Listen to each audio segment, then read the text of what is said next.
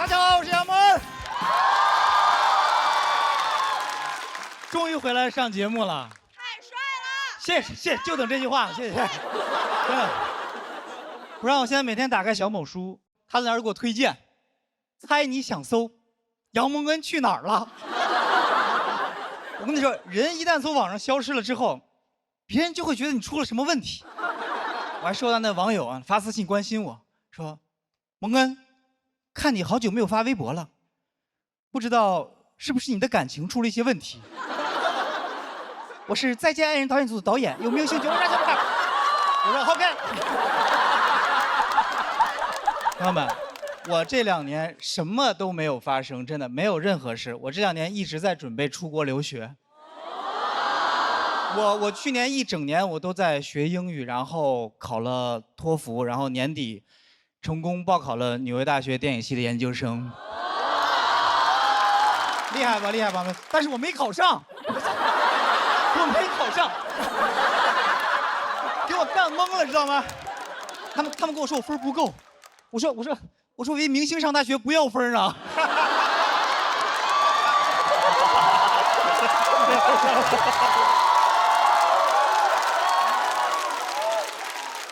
开玩笑，开玩笑，我不是明星啊。是的，我面试的时候我还跟他们假装谦虚呢。我想说我自己是个小有名气的演员。我说 I'm a little famous。下来一复盘，果然英语没写好。英语里面little 是有一点儿 ，little 是几乎一点都没有。哎，我还跟人要奖学金呢，我奖学金我也不会说。I want you give me money. Give me money. I need money. I need money. 我这个面试总结下来就4个字儿：敲诈勒索。人那边也纳闷呢，说：“哎，今天面试一小伙子，一点名气都没有，还跟我说觉得自己巨牛。”我当时就不应该跟这些老外谦虚。I'm late, I'm superstar, icon, influencer, 爱奇艺 SVIP 会员，是吧？只要我愿意为这个面试结果，我可以抢先看。我跟你说，我也就在现场这样讲，知道吧？这个段子能播了以后，你们看吧，那些 VIP 们呢，肯定在那发弹幕呢，什么 famous 是形容词，不能跟在 little 的后面。就你们英语好的，就你们英语好。他急了，他急了，我就是急了。我刚跟弹幕吵了个架，不好意思。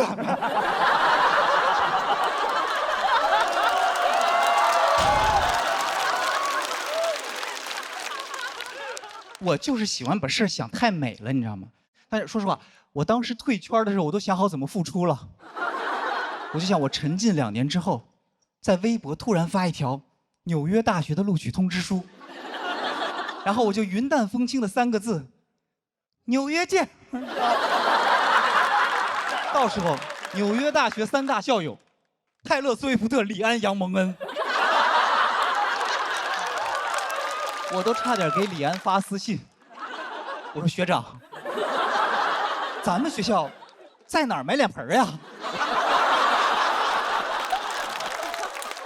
我对我自己的认知产生了非常大的偏差，你知道吗？我以为我能达到的效果就是那种厚积薄发、带着梦想冲出枷锁的大龄留子。但实际上呢，我就那种每年高考里面新人文人物，是吧？6旬老汉第18次参加高考，喜得176分。最后大家佩服，都不是因为我取得了什么耀眼的成绩，大家就是纯惊叹，这老登还有气儿学呢。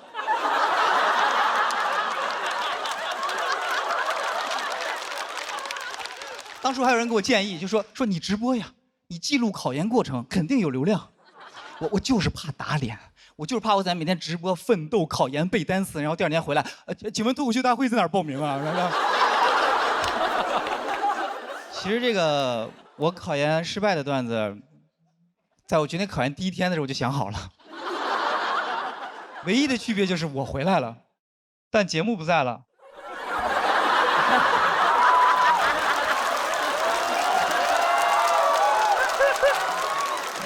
我真的回来以后，我朋友们跟我吃饭呢，聊的都是我熟悉的人和事儿，但用的都是我听不懂的词儿。现在主要俩节目，一个拖沓，一个喜单。我说拖沓喜单啊，这俩节目一个鹅的，一个桃的。我说，鹅的桃的。我努力听懂他们说话的样子，就像一个刑满释放人员。我跟他们说的话也像刚放出来的。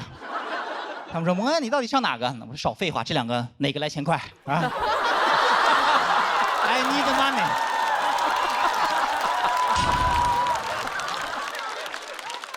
然后他们给我讲这两年行业有多激烈，对吧？有人塌房了，有人聊粉丝被爆了，有人被女友锤了，然后女性主义脱口秀遍地开花了。我听起来就感觉脱口秀这2年的发展好像就是女演员一直在上桌，男演员一直在上炕。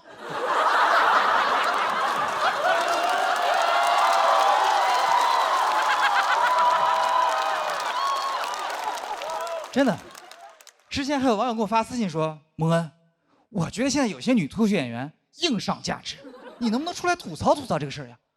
我说：“你让我吐槽什么呀？你先把那些男演员从炕上拽下来呀！”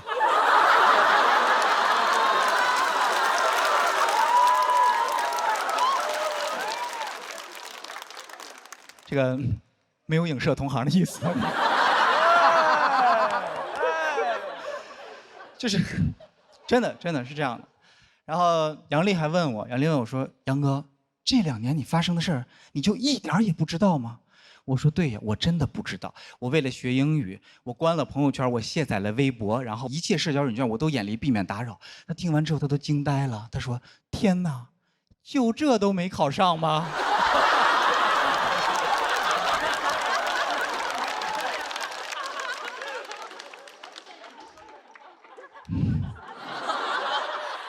但是我拿到了另一所大学的 offer， 我还是有学上。然后我今年还是决定出去上学。然后他们问我为啥一定要出国，我说我想主持奥斯卡，我想把脱口秀带到国外。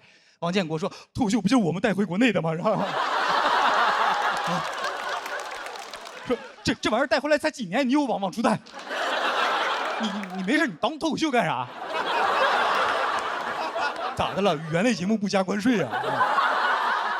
然后我在开放麦突然练的，就是双方谈妥了。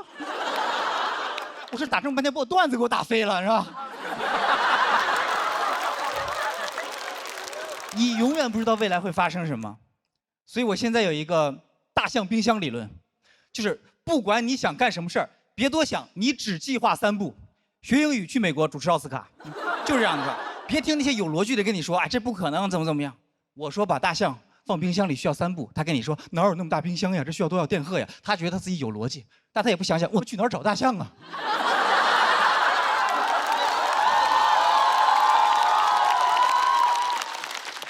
其实很多人都觉得你实现梦想才是成功，但我自己觉得就是，当我去追的那一刻，我就已经成功了。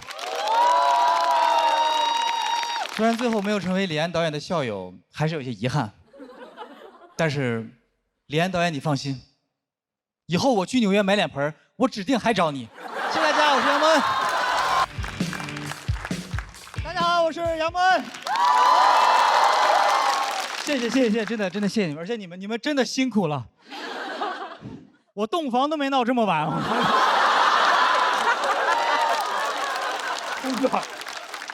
我说前2天刚办完婚礼，那个婚礼其实我觉得我可以很骄傲地说，杨蒙恩结婚。大半个脱口秀圈都没来，就不是我人缘不好，就现在圈子实在是太大了。但是我把程璐和建国请过去了。你们知道现在这2边节目打得如火如荼，我把双方各自的总编剧叫到草原上喝酒唱歌，因为我的婚礼双方停战3天。他们现在叫我脱口秀核心大使，但其实我不是太喜欢这个称号。因为我那个草原婚礼我自己设计的，我就骑马入场，我觉得特别帅。结果到他们嘴里说蒙恩出赛，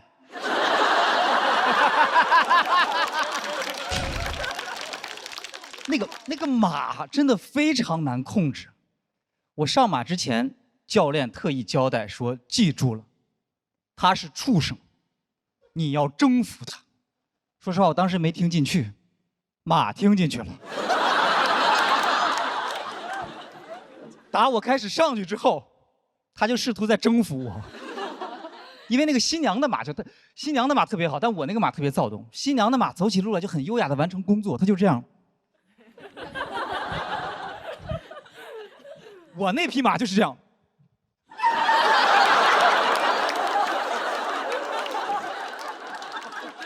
他完全不管我的死活，你知道吗？他颠得特别开心，然后我在那个马背上，我就开始这样。小北看见了说：“快看，杨门在给马打气儿！”我。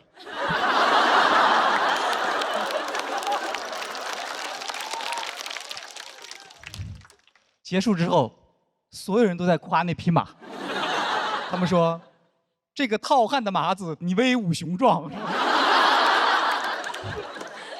其实开始筹备婚礼之后呢，就是有很多那种落后的婚俗，我就没有办法接受。就是比如说结婚那天一定要穿那个红秋衣、红秋裤，还有红袜子。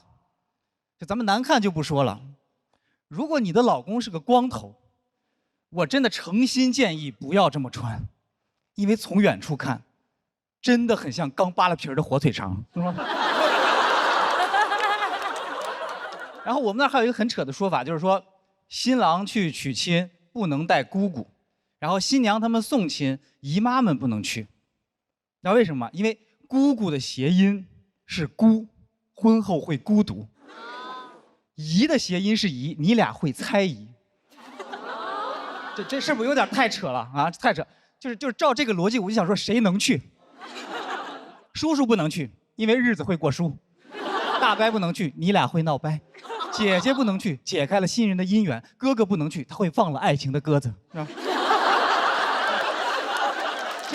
这个习俗的核心就是你家要有个王建国，你结婚全家别出门。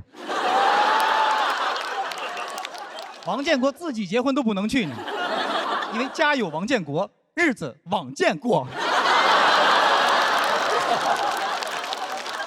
所以我当时跟婚庆聊的第一条就是拿掉所有和谐音梗有关的习俗。但我所有东西我都拿掉了，但只有一个拿不掉，就是那个早生贵子。我妈非要在那个床上就要放那个干枣、花生、桂圆、瓜子儿。说实话，我俩领证3年半了，一直没孩子，是因为床头忘放干果了吗？我们之所以不生贵子，就是因为生子很贵。我不想生贵子，我就想生个贫子。我不想我的孩子从小就是弹钢琴、学骑马，然后打少儿高尔夫。我就希望我的孩子每天拿个烂矿泉水瓶跟我说：“爸爸，看我刚抓的毛毛虫。”我会很开心地说：“哎呦喂，好孩子，你的快乐真给爸爸省心呀！哎，爸爸那儿还有一棵树，哎呦，快去吧，真机灵。这孩子长大一定是当啄木鸟的料。”然后我也很不明白，就是那个结婚为什么要请那个车队，一堆车，然后他们跟我说：“啊，这样接亲的话就是那个非常的气派风光。”我说我不觉得。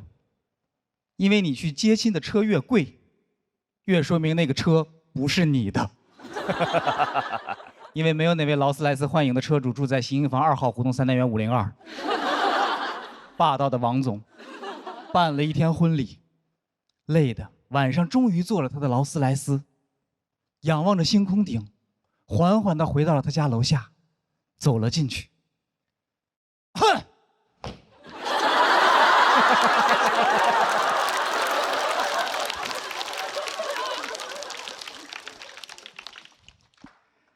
喂，小刘，1楼的感应灯记得修一下。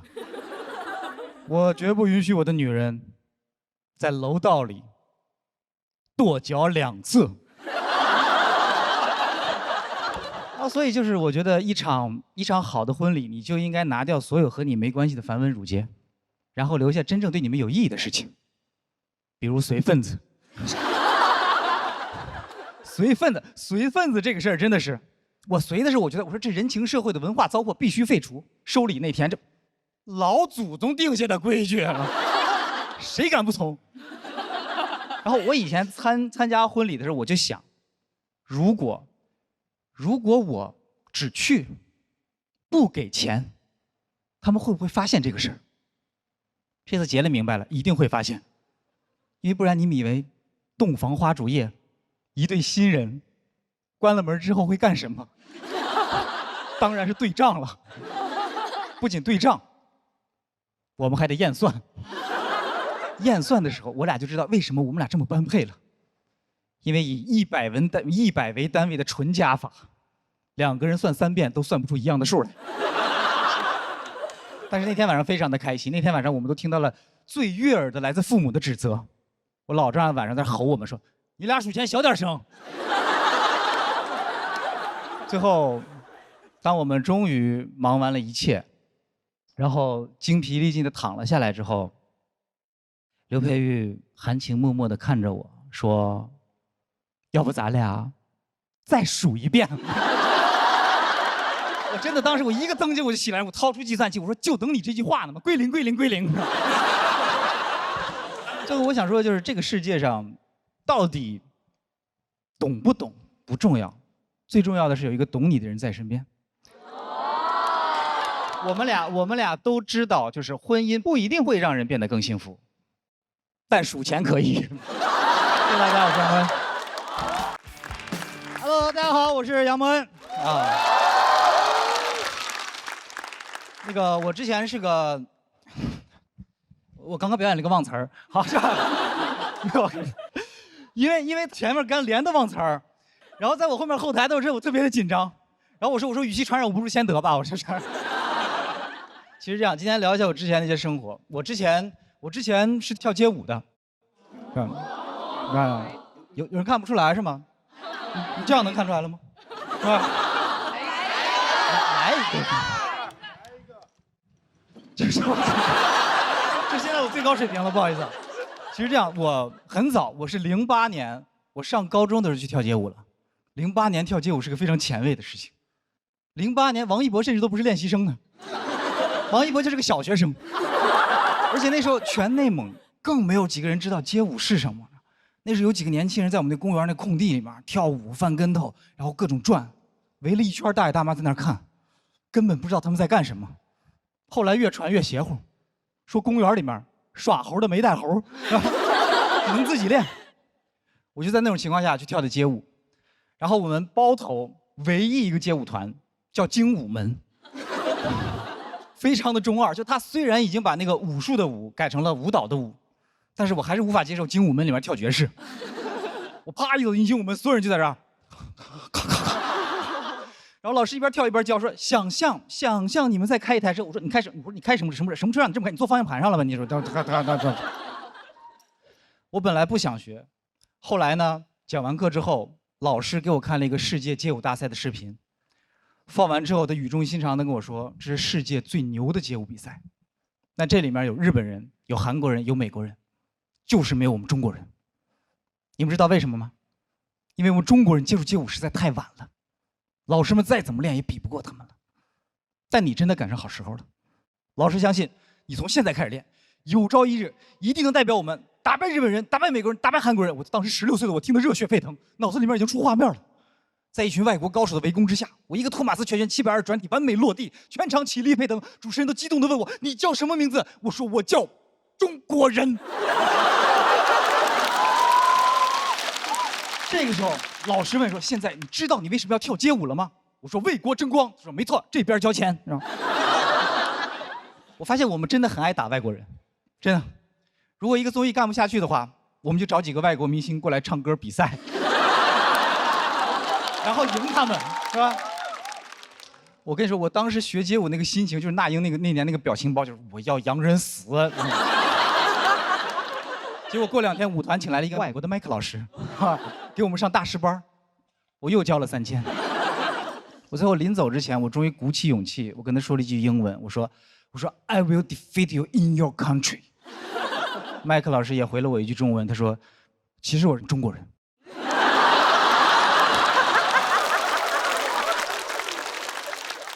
就是从那时候开始，我发现我的爱国心就被利用了，而且我回想起来，发现我最开始想跳街舞，不是想要为国争光，我当时就想吸引女生。但是我太幼稚了，我发现跳街舞其实根本不能吸引女生。那时候上高中，没有几个女孩喜欢跳街舞的。你们想象一下，如果你男朋友是跳街舞的，你怎么跟别人介绍他？啊，别人一说啊，我男朋友学习好，年级前3，我男朋友体育生，校100米记录，到你了，我男朋友能用脑袋在地上转10圈，你男朋友指尖陀螺吧，那么厉害转。我当时就是那个陀螺。我练投掷练得非常厉害，他们甚至还给我起了个绰号，叫我钻地龙。我觉得不够酷，还起了个英文名叫钻地 dragon。钻地 dragon 就是拼音钻地 dragon。然后我本来还觉得挺酷的，后来直到有一回我去外地参加那个街舞比赛，他那个比赛是他介绍选手上场的时候，他是把你来自哪里和你的外号连的一起介绍出来。我刚说我家乡是包头市，我当时下面已经很唏嘘了，我说包头钻地龙，我这听起来是不是有点愚蠢呀？结果我没想到那个 DJ 比我想象中还要愚蠢。他操的时尚又浑厚的口音开始介绍我说：“哦，接下来这位选手是包着头的钻地龙。”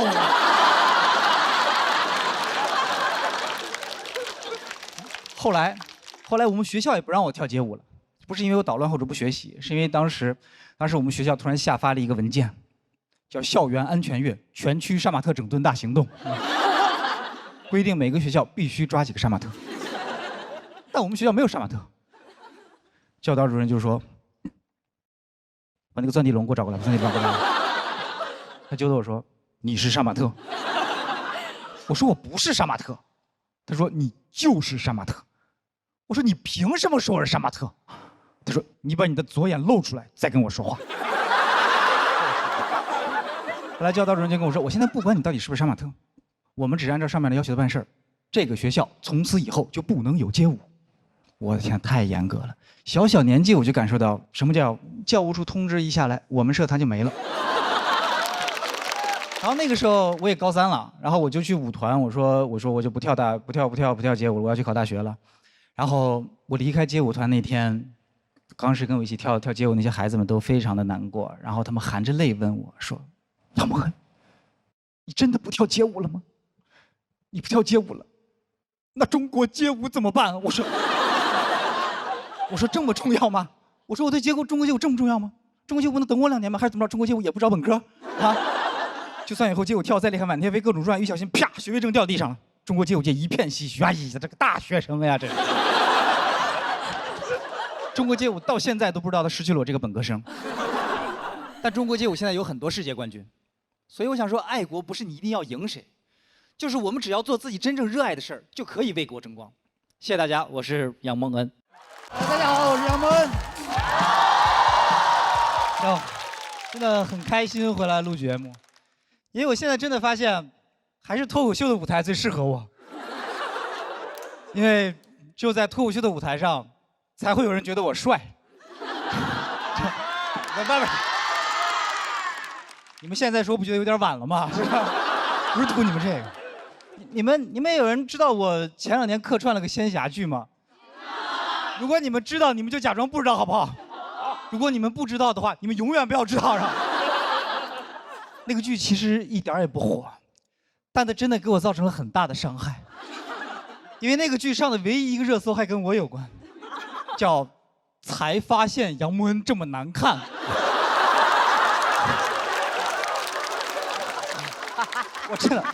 我看到那热搜的时候，我真的非常难，我很难过。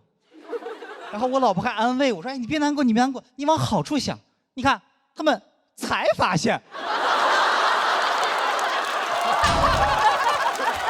徐志胜当年一上台，他们就发现了。”我想说的是，我和志胜还是稍微有点不一样，就是徐志胜是丑，我是难看。你们能分清那个丑和难看之间那个细微的差别吗？就是难看是很多人很难看，你一看他难看，你再也不想看了。丑是一个，哦哟好丑，但你忍不住还想看，一边看你都一边琢磨，怎么能长这么丑呢？我这样说，我不是在嘲讽人家志胜长相的意思，是因为我真的觉得这恰恰说明了，丑也是一种好看，但难看彻底就是难看了。你们想想，就是那个古代唱戏的里面有生旦净末丑，有丑角儿，但是没有难看角儿，难看的成不了角儿。其实我很清楚，就是我这种长相，我在古装剧里我只配演什么样的角色，就是我只配演那种《三国演义》里面，曹操说关羽在城外叫嚣，谁敢一战？我说末将愿意前往，你知道吗？然后下一个镜头就关羽提着我的手机回去了，你知道吗？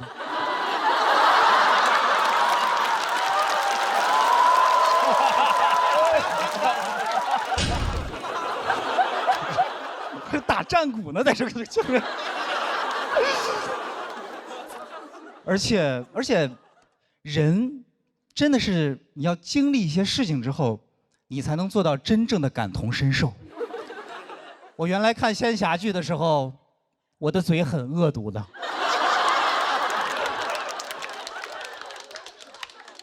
但凡那个男主角脸长了一点，我盯着手机我就骂。我说你个丑货啊！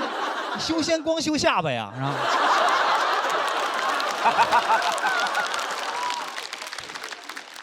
然后我们前2天我们又看了一个仙侠剧，我老婆指着其中一个男演员就说：“哎呦，他长成这样也好意思出来演戏？”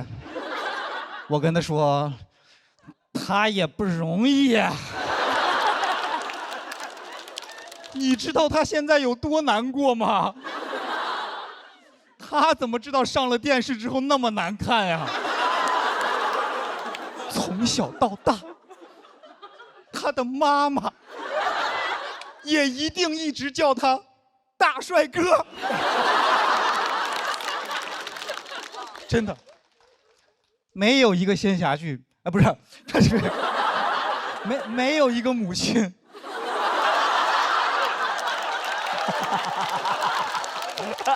会觉得自己的儿子难看的。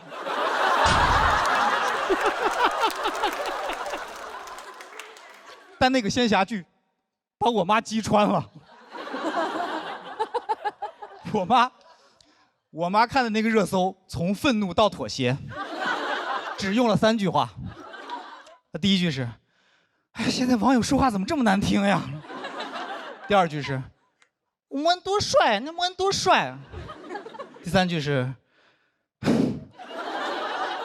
这个妆好像就是有点问题啊。”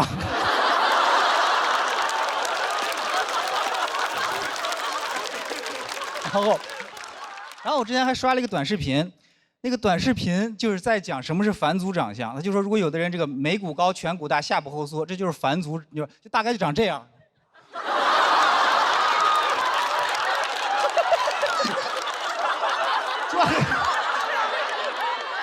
你们都看得见？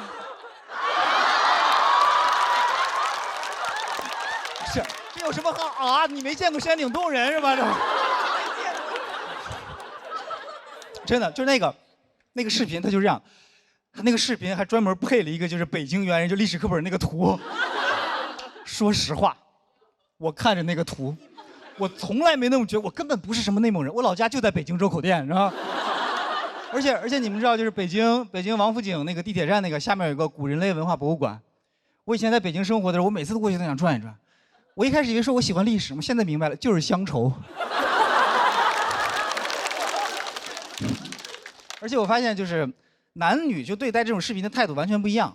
就我老婆看完之后，她给我发了一个上海9院的挂号链接，她说这是中国最好的整形医院，说要不要去垫垫下巴啥的。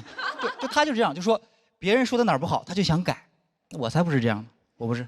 我点开那个视频，然后在下面评论，我说对呀，没错，长成这样，因为我是你祖宗。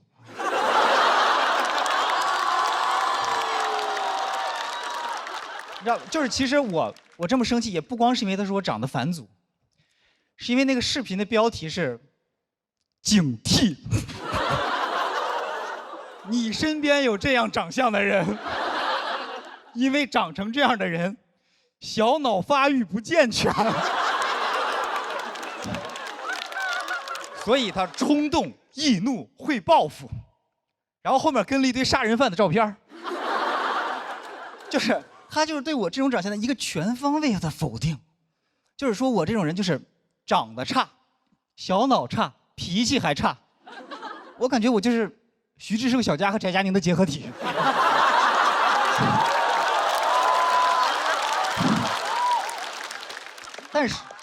但是如果你长得帅的话，什么问题都没有，就不管你干什么事别人都不会挑你的毛病，对吧？是吧，庞庞？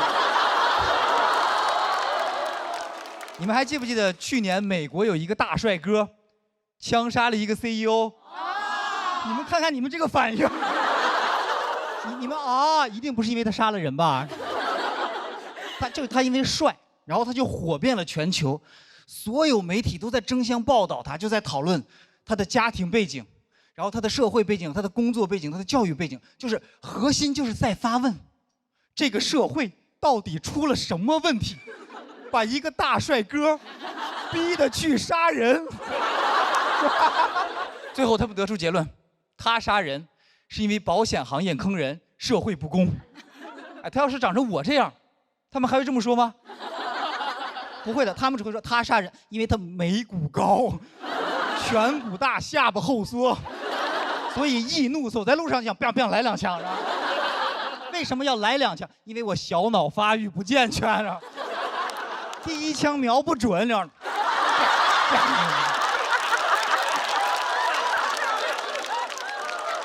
根本不会有人在乎我是不是有什么难言之隐，也不会有人讨论我的 OOTD。我的照片只会被那些自媒体截图做成短视频，然后标题是“警惕你身边有这样长相的人”。谢谢大家，我是杨蒙恩。好，大家好，我是唐湘玉。还是脱口秀的舞台好啊！我也不敢演线下剧了，现在。那张照片不会突然出现吧？特别压力特别大，最近因为一直在比赛嘛，我确实还是压力挺大的。我就去刷我上一季的高光时刻，解压，压力更大了。因为有一条视频点赞特别高，但热评第1，你们知道是什么吗？是有人放了一张我的丑照，没有比杨哥那张好多少。说他其实长这样，好多人帮我说话怼他，那咋了？关你啥事啊？人好笑不就行了吗？好像没有安慰到我什么呀。但我好好打扮一下吧，也有人不满意，说忘本了，好看了不好笑了，咋了？是粉底把笑点盖住了吗？他说你应该把心思放在业务能力，不然你再打扮也只是一个普通的小美女。我仔细想了一下，未尝不可呀。那么来了，后面的朋友，大家好，我是英典。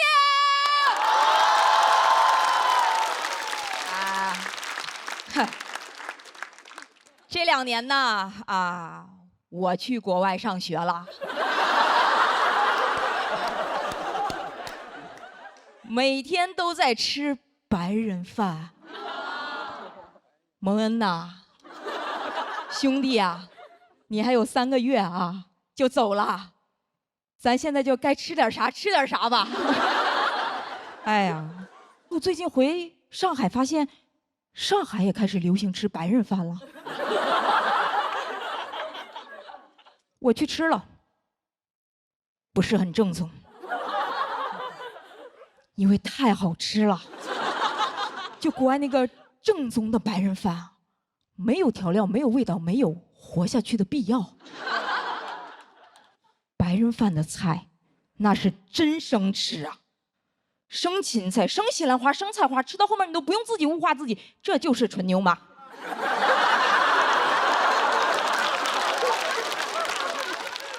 就这菜，他们不炒，也不焯，就让你蘸酸奶吃。吃了1分钟我就懂了，酸奶在这里面主要起到一种送福的作用。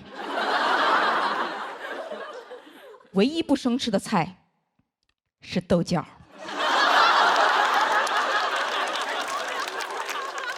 咋不能生吃呢？吃死多好呀！死了我在黄泉路上，孟婆还能给我喝一口热汤，也是过上了一种向往的生活。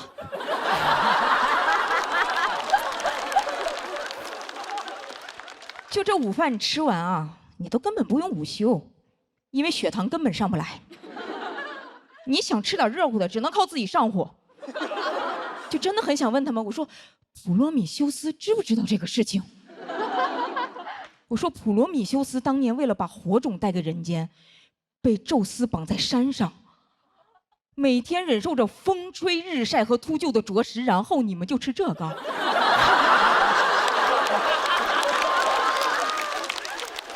我说那普罗米修斯他自己晒得久一点，秃鹫吃的都比你们热乎。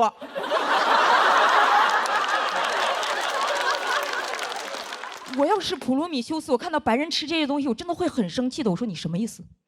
早知道我带什么火呀？是不是我给你们自由过了火？早说我带点酸奶下来不就完了吗？哇！但是后来呀，我确实就开始自己做饭了，为了活下去，也为了吃口热乎的。朋友们，中餐是真好吃啊，但做中餐真的好费时间呀！我要做一顿午饭，我得洗切煮炒炖吃，洗，因为第一个洗是洗菜，第二个洗是洗锅碗瓢盆菜碗和灶台，等好不容易收拾完了，我坐在那，该做晚饭了。根本没有时间忙自己的事业，还有爱好。我朋友问我说：“英宁，哎，你现在在国外上学还是上班？”我都不好意思，我说在家上菜。现在主要在西方展示一些新东方。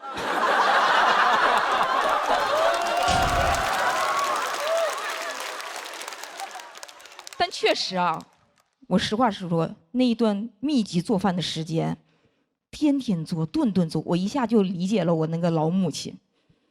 就我印象中，他年轻的时候总是特别的焦虑。我现在理解了，因为他活真的太多了，他要下班赶紧马上回家上班，因为家里不仅有家务，家里还有2个废物。我和我爸每天不干活，哇，特别的快乐，快乐的像那个大头儿子小头爸爸一样。我不知道大家还记不记得那个主题曲怎么唱？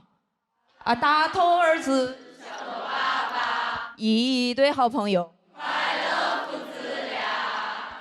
拉啦啦啦啦啦啦啦啦，拉了能有1分多钟，都没提他妈一句。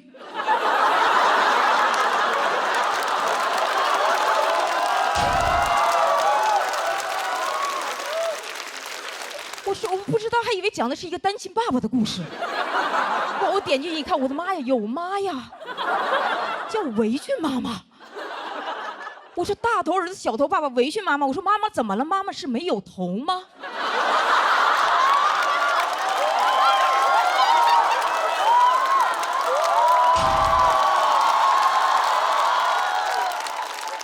我说你大头小头后面至少接个烫头吧。我最近又重新看了一遍这个动画片，没想到这么恐怖，推荐给大家。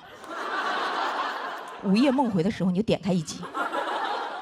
这个动画片一共151集，有1集叫《围裙妈妈的节日》，重点推荐。那一集是这么演的：大头儿子睁眼醒来说：“今天是3·8妇女节，是妈妈的节日，我们就让妈妈休息1天吧。”哇，大头儿子说这话真是让人头大。365天就休息1天，要我说996、007算啥呀？你试试这个355。后来发现我还算错了，休息10天才是355。我说难怪只有那父子俩有头呢，原来妈妈这日子真是一眼望不到头啊。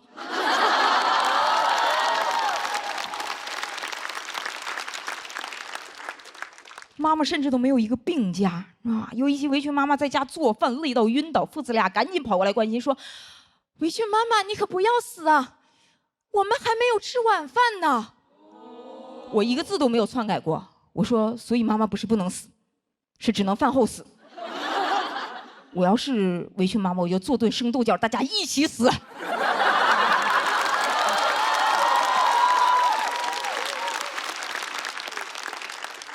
但我还是要为小头爸爸证明一下啊，他是个好男人。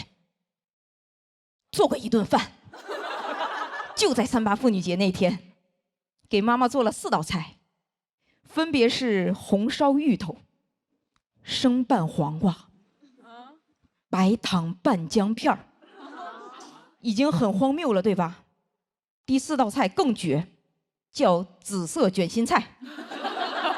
连做饭的动词都没有了。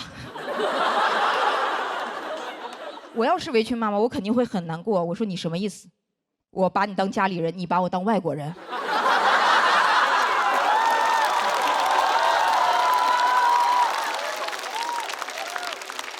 你给我做4道白人饭，白糖拌姜片啊，朋友们，白人都不这么吃啊。比白人饭还难吃的饭，就是这份男人饭。谢谢大家，我是燕天。